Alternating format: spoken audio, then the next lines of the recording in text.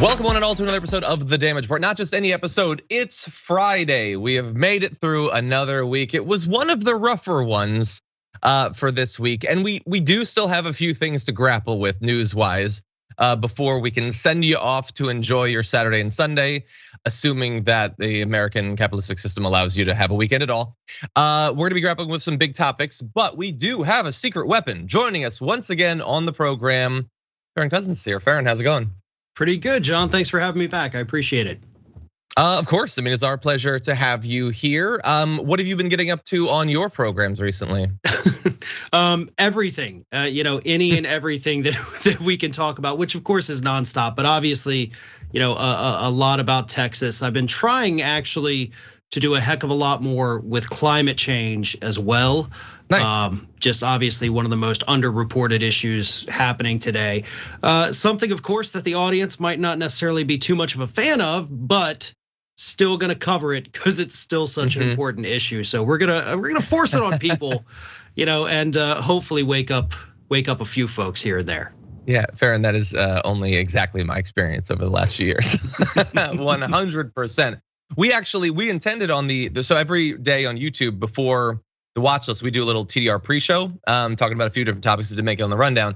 We were gonna do, before we got derailed by a YouTube comment about Amber Heard and Johnny Depp, we were gonna do, one of our producers gave us a story about there's trains now being deployed, electric trains in Australia that are able to use the energy they generate from part of their trip going down a grade with a heavy load provides excess power that gets them back up on the return trip. They're considered infinity trains because they generate all of the energy they need through the course of their trip. How awesome is that? That's very interesting. I did not know that was a thing, so that's awesome.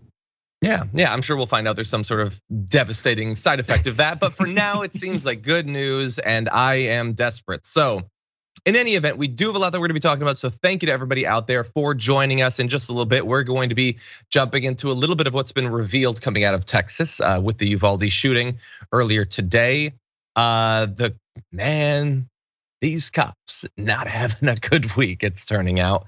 And besides that, we actually have maybe a little bit of good news, or at least that's the way it's being presented. We're gonna dive into some of what Joe Biden is proposing, and we've got Elon Musk being sued. I consider that a win, and a whole lot of other stuff to get to. So everybody buckle up. Also, if you're watching our full program, it's Friday, so we will be throwing away our garbage people of the week. And we were very excited to have Farron choosing his garbage person of the week for the first time ever. So I can't wait to see that. And with that said, we're gonna jump into this story. Farron, are you ready to go? Absolutely. Okay, let's do this then, starting with this. One thing that, of course, the American people need to understand is that officers are making entry into this building. They do not know where the gunman is. They are hearing gunshots. They are receiving gunshots. At that point, if they proceeded any further, not knowing where this suspect was at, they could have been shot. They could have been killed. And at that point, that gunman would have the opportunity to kill other people inside that school. So they were able to contain that gunman inside that classroom so that he was not able to go to any other portions of the school to commit any other killings. So what you were just seeing there was a police lieutenant in Texas being asked about all of what's been coming out over the past few days in regards to the Uvalde shooting. Why is it that it appears that an ever increasing period of time, as more and more information comes out, passed before the cops actually went in and stopped this shooter? And in that video, he goes on to say, well, what people need to understand is that the cops could have been shot. And that was a mind-blown moment for me, Farron, because as I had been grappling, I'm sure as you were, about why it is that so much time would have gone by where the parents are desperately pleading for them to get in there. I hadn't considered, oh, they're worried about being shot. I see. Now look, I'm being sarcastic, clearly. Yes, I think the fear of being shot, being killed makes all the sense in the world, which is why I did not enter into a career field where that is a likely outcome of my job. Other people did, and because they did that, and because they risked that, we give them a great deal of deference and respect and resources and protection from liability and all that.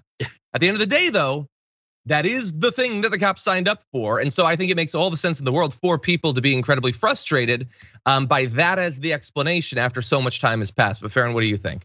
No, I agree with you 100%. Like, nobody wants to get shot. I mean, that's a given. That's pretty much human nature. You don't want to die. But as you said, you did sign up for this. This is your job. You knew this was a hazard going in. We hear about it with police officers all the time. Amy Klobuchar, prior to Tuesday, talking about it on Twitter. All these cops died in the line of duty. Well, most of them were COVID, but still, this is a dangerous job, and you know it's a dangerous job, but you don't get to sit on the sidelines. If you're a lifeguard and you're on the side of the pool and somebody starts drowning, you don't get to say, well, look, I didn't want to get wet. Yeah. But that's literally what you have to do. If you don't want to get wet, you don't get to be a lifeguard. If you're not willing to put yourself in these situations, then you don't get to be a police officer. It is an unfortunate part of the job, absolutely, but it's a part of the job nonetheless, and you can't escape it. Yeah, and we're gonna get into more of what's been coming out. I've just been clipping things like because we stopped our production a little bit in advance of the show, but more and more is coming out. We're gonna get to that in one sec. But I just want to briefly say, because I don't know, maybe we have like someone who's watching this and thinking, well, it's really easy for John and Farron to say that. They need to understand the fear. What I would say is, I do understand it and I empathize it, which is why I don't want the cops to face such a horrifying situation. I mean, they're, I would assume, scared that this is a guy who has an assault weapon that they have to go up against. It's very scary to go up against someone who has a weapon of war. Thus, let's ban them. I would have loved for Wolf Blitzer to have asked that cop a question. Wouldn't it have been better if he couldn't have had access to this gun? Wouldn't it have been less terrifying for the cops? Wouldn't have been there been a much lower chance that multiple cops would have been shot and killed if these weapons had been banned? Wouldn't cop lives be saved if people couldn't buy these weapons? And I don't know, maybe this particular police lieutenant would have agreed with us. Maybe he's on our side when it comes to gun control, but it certainly doesn't seem fair. And like cops whose lives are on the line. That's one of the things at stake in these questions of what weapons should be legal, what sorts of ammunition should be legal, what sorts of magazines should be legal. A lot of them would be on the side of no, I think they should have access to these guns, and then we get to use how deadly and terrifying those weapons are as an excuse to not do our jobs. Well, up till at least a couple years ago, which was the last time I had seen any of these polls, a majority of police officers in the country actually did support getting these weapons off the street. They don't want assault weapons ban? Yeah, they don't want to face them either. They want stricter gun control because they know firsthand, probably better than anybody, how dangerous these weapons can be in the hands of people on the street. So again, that was a couple years ago. That was before the whole MAGA movement and trying to portray these cops as heroes and really turning a lot of them further to the right. So I don't know what those polls would show today, but at least, within the last 4 or 5 years, there was a time when police officers were well on the side of gun control, saying we've got to do something because y'all are killing us and this is not okay. So again, I'm sure the attitudes probably have changed a little bit, but there was a time when they were on our side, not even just our side. Let's be clear here. You've got over 80% of the public that supports universal background checks, red flag laws, all of these things. So it's 80% of the public, left, right, and center, versus about 20% who say, nope, you can't touch it. Second Amendment gives it to me. It's all of us against this small fraction of the American public right now. Yeah. Look, I as you were saying that, I was so like I thought, oh my God, Farron. Wait, maybe Farron's right. Maybe the cops are actually against the assault weapons ban. So I tried briefly looking. We need to put more time into this. I did find one poll from 2013. They'd apparently asked police officers a couple questions. One is, do you think a federal ban on the manufacture and sale of ammunition magazines that hold more than 10 rounds would reduce violent crime? 71% said. No, actually, it's way more. 95.7% said no. Okay, maybe they mean in general across everything. I would ask a cop who is on the precipice of running in to take out this active shooter. would you prefer that he needs to reload more often, or you just ambivalent about the thing? You don't really care either way. Asked about would the ban on manufacture and sale of semi-automatic firearms, would that reduce violent crime? 71% said none. And again, maybe they mean across everything, but okay, so you're about to breach the door. Would you prefer that he has an assault weapon or no? Or do you not have a strong opinion on it? I mean, look, as with so many things in this area, these questions are indisputable. No one can reasonably respond except in one way, which is why they just avoid talking about it. And they talk about legislating evil, and they talk about doors, and they talk about man traps and tripwires and all that stuff. Because none of these Republicans want to say what is indisputable, which is obviously we shouldn't be arming people with guns that are amazingly effective at killing civilians and cops. In any event, I do want to jump into some other stuff that happened, because when that cop says, well, sure, I guess we could have gone in, but we were scared of being shot, there is a cost to that decision, and I want to make that cost real. So I apologize, it's graphic, it is potentially triggering, but this is the experience relayed to CNN from an 11-year-old named Mia, who said that she and her classmates were watching the movie Lilo and Stitch, in two of the brave, heroic teachers who ended up being killed in their classroom. When teachers got word there was a shooter, one teacher went to lock the door, but Mia says the shooter was right there and shot out the window in the door. She describes it all happening so fast. Her teacher backed into the classroom and the gunman followed. She told CNN the shooter looked at one of the teachers in the eye, said good night, and then shot her. He opened fire, shooting the other teacher and many of Mia's friends. The suspect went through a door into an adjoining classroom, and she heard screams and the sound of shots in that classroom. The girl and a friend managed to grab her dead teacher's phone and call 911 for help. She told the dispatcher, please send help because we're in trouble.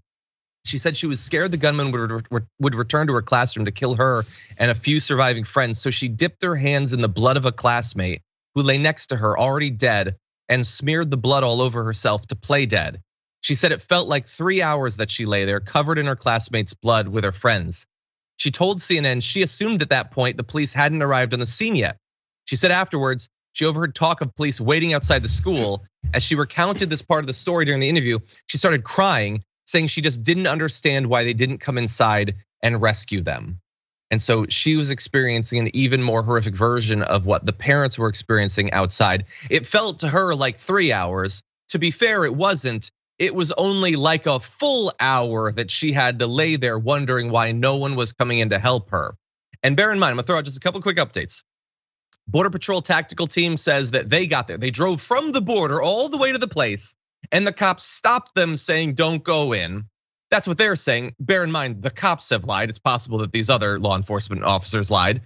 The director of the DPS said there were no efforts made to rescue the children because an on-scene commander said, well, he's barricaded in there. This isn't an active shooter situation anymore. We have time to get an employee to unlock the door, I suppose. So never mind that during this time where it's not an active shooter, parents are listening to shots ring out. It's on tape. Never mind that kids are calling the cops from the room saying, you have to save us. And most recently, a town hall showed this video of a Texas official saying that the door used to enter the school was propped open by a teacher. So I guess, Farron, I guess it's their fault. It's not anybody else's fault. Right, it's always somebody else's fault. It's never the cops that are to blame for any of this. But I had actually seen that quote a little while ago this morning from that young girl that was in the classroom, and I did send it out on Twitter just because it's so powerful, but also because I've had that talk with my kids, and that's a horrifying thing to even have to do. But I have had to sit my kids down over the years. I typically do it, before school starts each year. And I tell them what they should do in that situation, which is play dead. And of course, we saw children do that during Sandy Hook. Some of them said that's how they were able to survive because they played dead. I shouldn't have to have that conversation with my kids. No, nobody should. No. This young girl should not have had to stick her hands in her friend's blood and smear it on herself, so that if the shooter came back through that room, he would think he already got her. As these cops are sitting outside, handcuffing a parent because the parent said, screw it, if you're not gonna go in, then I am. Somebody has to do something. And for these cops to have the audacity to go out there in this little press conference and say, well, the teacher left the door open in the back, and obviously that's how he got it. You guys were out there the whole time. You could have run in there, stopped him, done something, but you weren't even strategizing out there. As far as we know, you're just sitting there waiting for the opportune moment to run in and get your kids and get them to safety before worrying about everybody else's children. It's maddening, and unfortunately, the more we learn about it, the worse it even gets. Yeah, if the door was cracked, okay, go in through that door. Like seriously, stop talking about the door, go into the door. Stop the person who is still killing people. Save some of the people, the many people who were wounded and perhaps would survive if you got in there and didn't wait so long. And like, again, all these updates, like now they're saying potentially 80 minutes elapsed with him inside. I had heard 40 initially.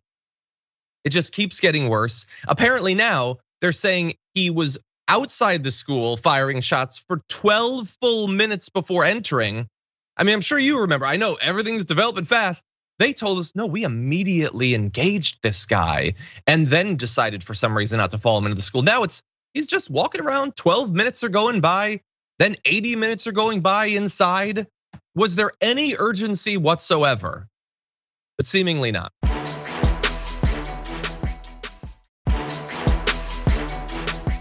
We're gonna transition now to what could be done to stop the next shooting. Let's jump into this video from the B Block. This has been a moment of fear and anger and tears and fury. It is crippling to be this angry and this infuriated by the lack of action by people who hold all the power. But you must motivate yourselves and take all that fury and channel it to the next election. Everything changes when we change who is in power. Everything changes when we have people who will stand with us. Okay, so that's Senator Kirsten Gillibrand. She is, she's angry about what's happening. She is echoing what a lot of people who have not been in a position of power for literally years to change this law feel. And that's good. And that will change nothing by itself. Let's be clear about that. But we want our elected officials to be fired up. So what are they gonna do? I mean, what is the Senate gonna act? Well, I don't know. Let's go to, do we have a shot of the Senate? Under the previous order, the Senate stands adjourned until 11 a.m. on Tuesday, May 31, 2022. Oh, well, that's fine. I mean, there's nothing really going on, no crises or whatever. They just have Angus King hanging out by himself in an empty Senate as if our country isn't being hit by multiple crises simultaneously. And I want to go to a tweet. Jonathan Larson of TYT sent out this tweet. I thought it was just so appropriate. He said, I don't think congressional Democrats understand that voters see them as the cops standing around outside the school. And I don't think I have ever seen a better metaphor, not just for this issue, the fact that they're not, we'll see. We're gonna talk about what might be done in terms of gun control, but for so many issues, Farron, that they are effectively, they've been brought in to do a job and they're basically just standing around and watching disaster strike. I think it's such a perfect analogy too, because those cops that were just standing around doing nothing were also, well, we need more of us. We can't go in there because there's not enough of us. And just like with Gillibrand right there, like, this is horrible, we're angry, we're pissed off. So make sure you vote Democrat in November so that we can have more of us. Otherwise, we can't do anything. And then it's on you, I guess, at this point, voters.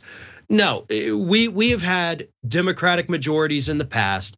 During times of tragedy like this, nothing ever gets done. We move from one tragedy to the next. I mean, a week ago, we've already moved on from that tragedy that I guess, as of Sunday will be 2 weeks ago. We've already moved on from that, from the manifesto, from all of the great replacement theory that these racists are pushing out. Now it's on to the fact that we've got dead kids to deal with. And I guarantee you the Senate is hoping that when they come back from their extended recess of having barbecues and fundraisers, they're hoping everybody will have moved on, maybe something else. Maybe they're gonna be pissed about baby formula again and move away from the fact that we have parents burying their children today. That's what they're hoping. They want everything to die down because they know nothing's gonna change. Kirsten Sinema says she's holding some talks with Republicans. Mitch McConnell has, signaled, whatever that means, that maybe he's willing to do something. Nobody's gonna do anything. And I think we all know that. And we just have to be honest. It's not a numbers issue per se, because they've had the numbers. They've had plenty of numbers in the past. They continue to do nothing about this. And it is maddening, as Gillibrand says, but it's maddening for us to watch you do absolutely nothing time and time again. Over and over again. And look, Farron, you're only saying that nothing is gonna happen because you've been paying attention to American politics for years. And that it is likely that, yeah, probably nothing. Now, they're acting it out. They're saying, no, this will be different. This is the one that will finally break through. Chris Murphy says they're gonna work hard at a compromise for the next 10 days. 10 days, when 10 days, how many shootings are gonna happen during those 10 days? And as Farron rightly points out, the most likely outcome is that long before we hit those 10 days, everyone will have been moved on. But perhaps in the next few days, we will get to make a very difficult decision, which is another terrible mass shooting will happen. And then we'll get to decide, so are we supposed to ignore that one to stay focused on the one that already happened? Or do we move on and then go to that and then forget the one that just happened? I mean, we just went through that with Uvalde and Buffalo. It is almost certain in America that we will have to make that same sort of decision. In any event, they're gonna be working on a compromise. What might be in that compromise? Well, Senator Richard Blumenthal, he's been helping lead bipartisan talks around gun reform with Chris Murphy. He's indicated that between 6 to 12 Republicans have shown serious interest on red flag legislation, which this sort of legislation already exists in some states. It enables family members or law enforcement to file petitions around the threat an individual poses. So for instance, if a guy had been committing acts of domestic abuse for months and months and months, that is a great predictor for him eventually murdering his partner. But unfortunately, many Republicans think, how dare you stop a guy like that from owning a gun? And so they say, what was it, 6 to 12 Republicans, which by the way, that is a range significant enough that it either does or doesn't get you past the filibuster there, Farron. The idea that they're gonna have, what, 10 more days of the NRA putting pressure on them, telling them like, if you support red flag legislation, if you try to stop violent pre-murderers from getting guns, we're gonna primary you. And so we're supposed to hope that that's gonna work. What do you think? To answer your first question there, 10 days, how many more mass shootings are we gonna have in there? Statistically, the answer to that question would be 13. Based on the numbers that we have so far this year, we're averaging 10 per week. So about 13 is how many we can expect in the country in those 10 days while they're sitting there. Again, they're gonna be having these talks, but this is their recess. What are they doing in their recess here? They're having their fundraisers, right? They've got elections coming up. They've got hands to go shake. They're not worried about these real world issues. They're gonna act like they are, don't get me wrong. We're gonna hear some strong speeches. We're gonna hear things that make us feel good. But is anything gonna happen from this? And more importantly, who are these 6 to 12 Republicans, right? I want to know who they are. I don't want to hear about these hypothetical, maybe these people will, maybe Susan Collins will, shake her fist at guns and solve the problem and express her disappointment in them. I'm tired of it. I'm absolutely tired of hearing that maybe these Republicans are gonna come around. They didn't come around on Build Back Better. They didn't come around on, helping American people in times of crisis. I don't think they're gonna come around this time. They didn't come around after Sandy Hook. They didn't come around after Marjorie Stoneman Douglas or the Pulse nightclub or Virginia Tech or any of it. So what makes us think they're gonna come around suddenly this time? Have we finally hit the threshold of enough dead kids? Or do we have to have a few more added to that list before Republicans come around to it? We have to have an endless amount. I think there is no amount. They can say that it's different. Even Manchin says this feels different right now. Not different enough, by the way, for him to change on the filibuster, obviously. Look, if we were supposed to believe that the sheer horror of this particular attack is the thing that would get through, which by the way, we've already been through so many that didn't do it, then it wouldn't be, this is a singular moment, thus let's wait close to 2 weeks before having a vote. they should have put legislation out that night. And if the Republicans wanted to filibuster it, they should have made them actually filibuster it. That's what they should have done. If it was about capitalizing on people's horror, then they could have done that. Not 10 days of maybe we can get Susan Collins to do the right thing. And maybe we'll be wrong. I'm frequently wrong about politics. I am happy to be wrong sometimes when it comes to politics, but it isn't feeling like it to me. And they can say, they're gonna vote on the background checks, which we've known for years and years and years. Literally everyone in America thinks that that we should have these background checks. But I don't know. I want to remind people of one more thing, and we'll get final thoughts from Farron. This is, I forget exactly which, this was after the Stoneman Douglas shooting. So Trump at that point, President Trump, had said, you have a case right now where somebody can buy a handgun at 21, but you can buy the kind of weapon used in the school shooting at 18. And so he was considering raising the age federally for you to be able to buy these sorts of guns, not banning them or anything, but just raising them. And then he got pushback from the gun lobby and he didn't do it. But like, that was back in 2018. How many shootings wouldn't have happened or would have happened with far less deadly weapons? And they always say, well, the law doesn't matter. Nobody abides by the law. But I've seen compilations of all of the people who waited until their 18th birthday to buy one of these guns. In this case, he waited for his 18th birthday. Like if he could have just gotten it a month before, he would have. Instead, he abided by the law. We could simply raise that age. It could be 19, 20, 21. As people point out, people's brains, especially young men's brains, are still developing at this point. How many lives could have been saved if Donald Trump hadn't immediately retreated from this reasonable position thanks to the gun lobby's pushback? It is remarkable, and with the bump stock ban as well, lots of pushback there that Donald Trump had tried to do. And that was the only thing, by the way, I think throughout that entire administration, I actually gave him credit for, like, hey, that's not a bad thing. And then of course, like, doesn't end up happening. But what we have to deal with right now is the reality of the fact that we've got all these people in Congress. They're gonna use this as a campaign issue. If they wanted to do something, like you said, they could have had legislation that night. When the Supreme Court justices were having people outside of their homes disrupting their sleep, we had legislation immediately. So we know they're able to do that. Okay, there's no hold up on the time frame. They don't have to sit there and type it out and make copies down at FedEx. They can get this done if they wanted to. They're actively making the choice that we would rather go have our Memorial Day barbecues. I've got, the hot dogs are ready to go on the grill, guys. We got to get the hell out of here. And that's what they did. That's what they've done. They're having fun while other people are having funerals because they won't do anything. 100%. Yeah, everything, it feels different this time. No, Manchin, it doesn't. It feels very, very similar to the other times. That's what it feels like. Okay, with that said, we're gonna take a short break. We come back, we've got a little bit more reaction to what's going on, a little bit that's gonna buttress what we've been saying so far, but we'll have that for you after this.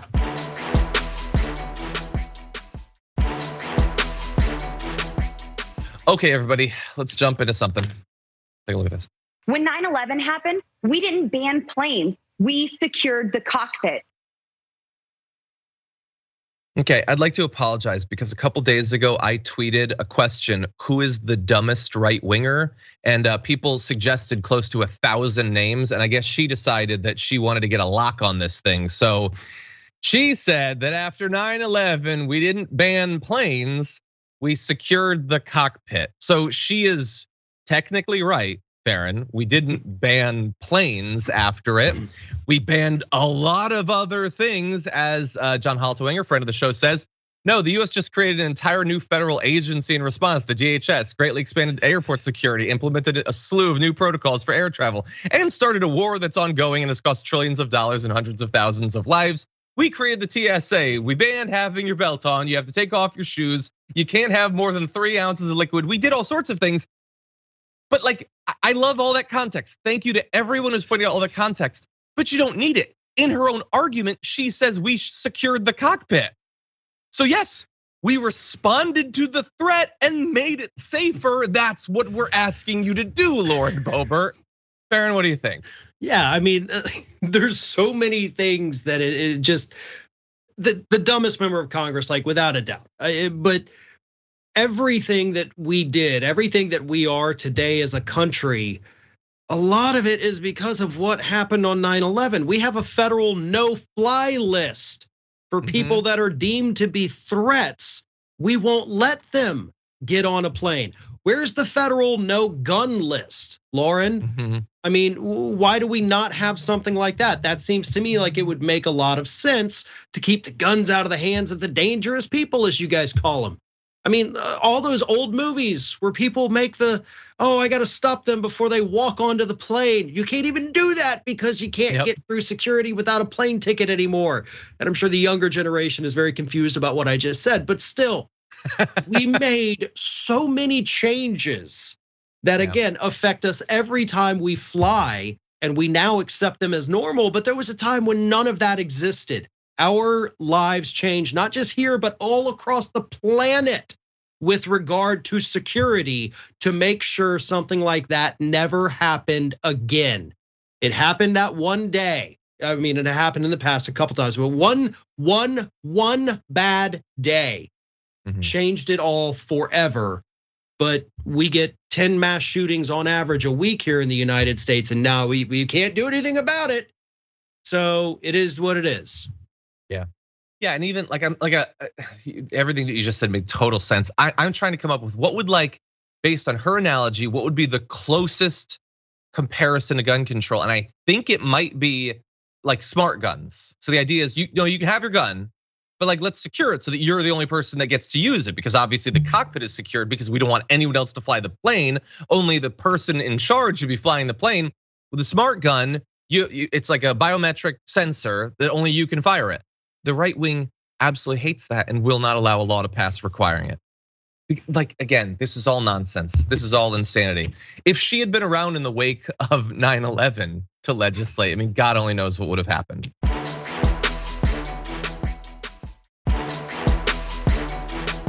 Let's move into this video of Ted Cruz. Schools safer, and one of the things that everyone agreed is don't have all of these unlocked back doors. Have one door into and out of the school, and have that one door armed police officers at that door. If that had happened, if those federal grants had gone to this school, when that psychopath arrived, the armed police officers could have taken him out, and we'd have 19 children and 2 teachers still alive. Okay, so Ted Cruz is one of multiple politicians, people who live and breathe, are able to walk, near cars and not get hit by them, who believe that you should have only one entrance to a school. So that probably doesn't require a fact check, any sort of reaction, really. It's so abundantly stupid. But okay, we're gonna try. Let's go to a shot of the school in Uvalde. So where should the door be? In that property, that school that has multiple distinct separate buildings. Which door? So we weld all the other doors shut? What about the ground level windows? We'll lock them all? No, because you could still shoot them out. So I guess we board them over, we put concrete over all of them. I looked at my school. My school isn't as disparate as that. Think about your school. Where should the one door to the school be? And of course then, what if he got in before he tripped it? And then there's only one way, nobody can get out of any other way. What if there's a fire? What if there's God knows what? It is of dozens and dozens of stupid ideas that have been put forward to fix this problem, other than the obvious one, which is stop them from having access to the weapons that allow them to kill dozens of civilians in a very short period of time. This, I think, might actually be the dumbest, Farron. What do you think? It's definitely right up there with Boebert's comment. But yeah, like you said, if you only have the one entry and exit point, and of course then you gotta pave over the windows, put up concrete blocks. What you're doing is you're creating a giant oven. So if there is a fire, all of the people in that school, everyone is going to burn up very quickly, because you can't herd 800 students out of a single doorway in any kind of quickness. Not to mention, I just think, from a tactical advantage point here, if you're somebody that wants to go in and commit a massacre, that if there's only one entry and exit point, you know there's only one area that you need to secure. Okay, well, Ted Cruz says, nah, because there's an armed guard standing outside it. Okay, cool. Well, he's 20 yards away, hidden in the bushes, and he takes out that armed guard. Then what? Yep. Then what, Ted? Yep. Then suddenly you have an entire school held hostage by one person standing on the inside of the door, because I guess we need to make the doors bulletproof too. So now they're in this impregnable fortress with 800 hostages, and the cops can do nothing about it. It is the dumbest idea. It's the dumbest idea. Ted Cruz, you win. You're the stupidest person in the Senate. Boebert, you get it for the House. Exactly, yes. And he might arguably be dumber, which requires a lot of work. But yet another dumb idea being thrown out there means that we get to add yet another dumb thing to the list of, so in other countries, so we have viewers from multiple countries. How many is there only one door to the school that you went to in a country outside the US? Because if not, well, wait, then how did you stop the mass shootings? I mean, if you had multiple doors and windows and stuff, again, it's what I've been saying for a long time. And we understand why. It's a rhetorical trick for me to say, why do they do this? But why are the solutions always in the building? Like there is no space before that, like to identify people who might commit mass shootings, to have a rigorous system to look into this, to stop them from buying guns if they have shown a propensity towards violence, to stop them from getting particularly deadly guns. All of these things that aren't literally in the building where the shooting is happening, they won't consider any of that. They've ceded all of that ground. They've surrendered all of that ground. All of that has to happen exactly that way. Okay, so now we've let a psychotic 16-year-old arm himself like Rambo. Okay, now based on all that, that's gonna happen. What can we do to keep him out? We can put Claymore mines near the gym or something. Why is this the ground that this argument is being waged on? There is so much more ground. But anyway, as dumb as it is, as dumb as Ted Cruz was, and by the way, he got slammed instantly for this stupid commentary. Other people wanted to get in on the argument. Here's Kevin McCarthy. There are billions of dollars sitting out there after COVID for schools that we should redirect that money to allow the schools to use that to have one central point of interest to protect these kids from a lot of different areas and different items of going forward. But these are things we should be able to look at to be able to solve. And we've really got to be focusing on mental health as well. And that's something Congressman Tony Gonzalez, who yes, we should take away the COVID funding, reroute it into, again, only having one door. The only thing I will agree with him on is that I do think, obviously, and we've said for a long time, that we need more of a focus on mental health. We know that this is not a thing to prioritize in the US. The resources aren't there. And when you don't put the resources there, you end up in a situation where multiple people who are powerful are running around saying that schools should only have one door. That is a natural consequence of not focusing on mental health as a country. Any final thoughts, Farron? Well, we have deeply unserious people that have to deal with serious problems. And that's always gonna turn out very poorly for the American public. So the other part, mental health is something we need to focus on. We need to fix it here in the United States. That should be part of universal health care. But there's only one thing that every shooting in this country has in common. Right? It's not always racism. It's not always mental health. It's not always domestic violence. It is always, however, guns. That is the only common denominator in every shooting in this country. And Republicans will do whatever it takes. They'll talk about door reform, door control. They'll talk about, basically setting up schools like it's Home Alone, hoping that the shooters are gonna slip on a bunch of, little matchbox cars we left laying out. They'll do whatever they can to not have to talk about the fact that the ease with which Americans can get guns is the problem. That's what we're dealing with these very unserious people. 100%. Okay, with that said, we are rapidly running out of this hour. Man, yeah, Farron on, the hour just races by. So we're gonna try to catch up, but first, little break, don't go anywhere, we'll be right back.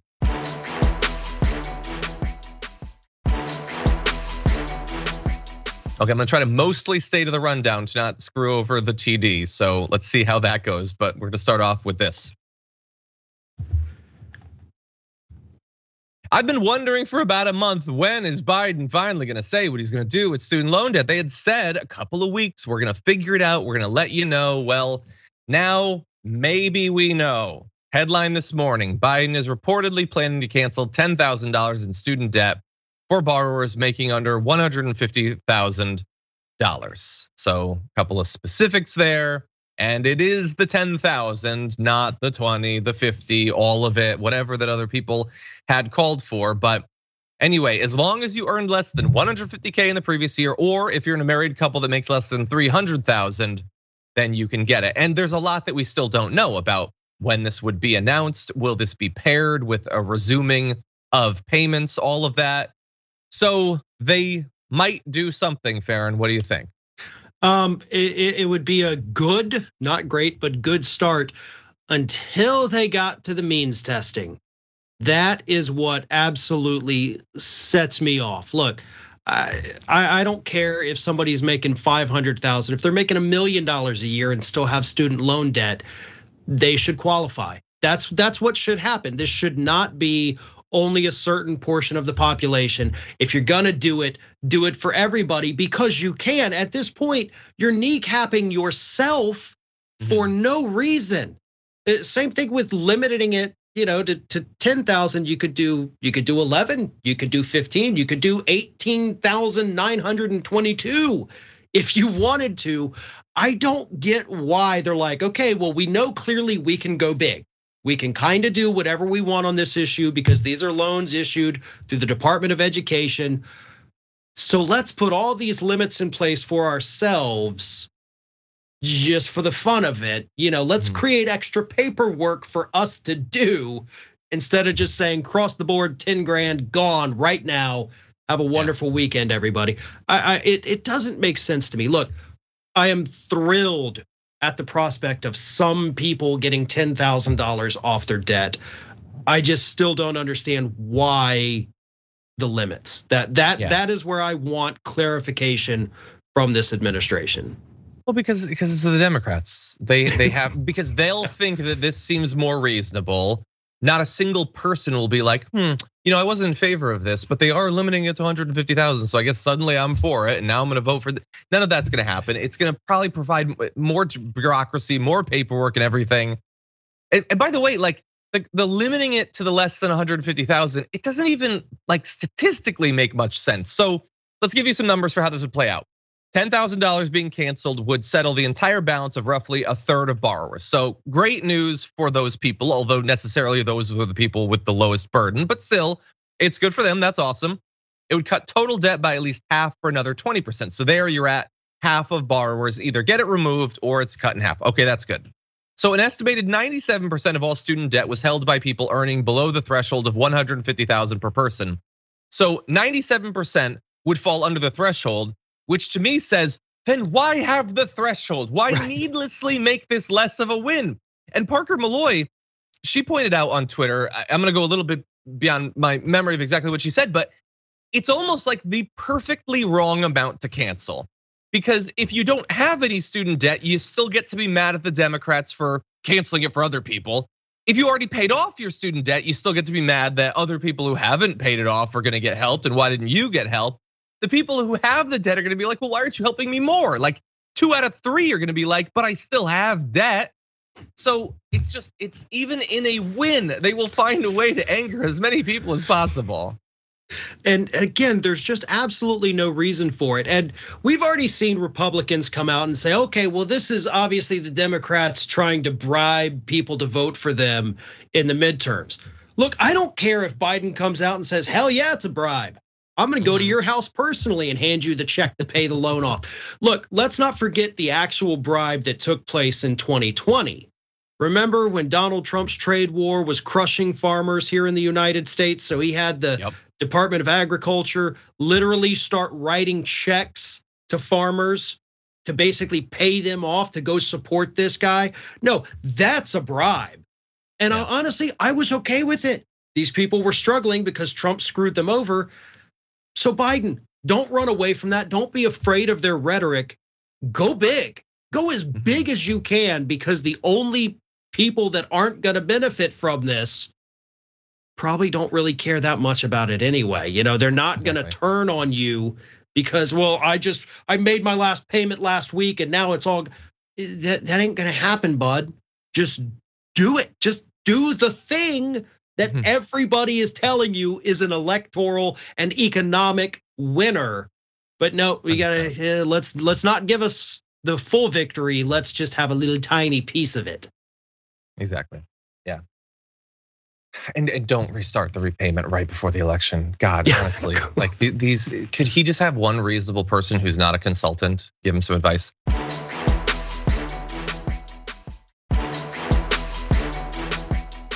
Anyway, with that said, we got to get into our last story before we close out this hour. So let's jump into that.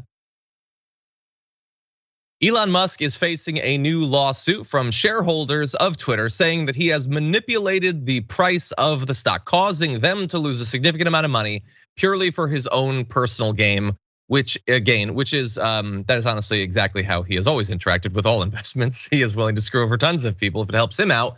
But here's what they're saying. The complaint focuses on Musk's conduct since signing the purchase agreement with Twitter's board back on the 25th of April, particularly his recent statement that the deal cannot move forward without more information about automated accounts on the platform, where he's pretending that if there's 5% bots rather than 7% bots, that influences whether he would buy Twitter or whatever. Anyway, here's a screenshot from the filing. It shows Tesla stock price going down. Tesla, of course, has gone down. Twitter has gone down. But what they say is that because Tesla stock is worth much less than it was when Musk agreed to buy Twitter, Musk is now at risk of a margin call or requirement to put up more cash. They're saying that what he did was he reacted quickly by causing uncertainty about whether the deal would actually happen or what he would do to it. Like he was talking about suddenly making you pay for certain tweets and things like that. All of this could be interpreted as causing the price of Twitter to go down, and that potentially lowered his financial liability. It could be in his financial interest to preemptively tank the price of a stock that he is pretending he wants to buy or company that he wants to buy. It's an interesting angle, Farron. I don't know how it's going to work if they're going to be successful in this, but I think a case can be made. Oh, absolutely a case can be made. I mean, the biggest issue here that we're looking at, just kind of legally speaking, is the fact that Musk is doing all of this publicly. None of this needed to be divulged to the public, where he came out in that one tweet and said, oh no, I think it's like 20% bots. Well, okay, when you admit, or at least claim as somebody with insider information, that 20% of the users on this platform are in fact fake, that will drive down the stock numbers. That is going to make it harder for advertisers to want to come to your platform. But that is not something that Elon Musk ever should have made public, because that was what he learned behind the scenes as part of these ongoing negotiations. So the shareholders absolutely have a very strong case here, and possibly could go even further than just, oh, he intentionally tanked the stock. You could be looking at possibly revealing, corporate secrets here, classified, not classified, but corporate classified, I guess, information. So this is a big liability for him. This is something that absolutely, depending on what venue they get, which is going to be somewhere in California, which is probably going to be pretty friendly, Musk could be in some serious trouble here. That would be a real shame.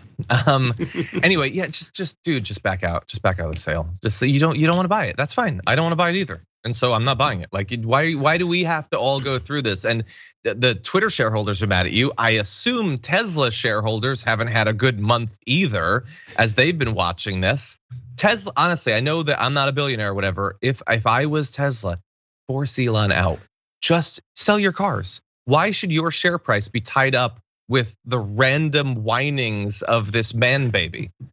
Anyway, there's another angle of this. Actually, what we're gonna do is we're gonna have to take our hour break. When we come back, we're gonna get to a little bit of what's been going on in terms of social media, the little fight between him and AOC, but also Nina Turner makes an appearance. So if you've been watching or listening to the podcast, watching on our linear platforms, thank you so much. If you're on one of the other platforms though, we will be back with a lot more. Farron will be back, I'll be back. We're gonna take just a couple minute break. And Sophie gives me the weirdest looks and I don't know how to interpret them. Anyway, don't go anywhere. We'll be back in just a few.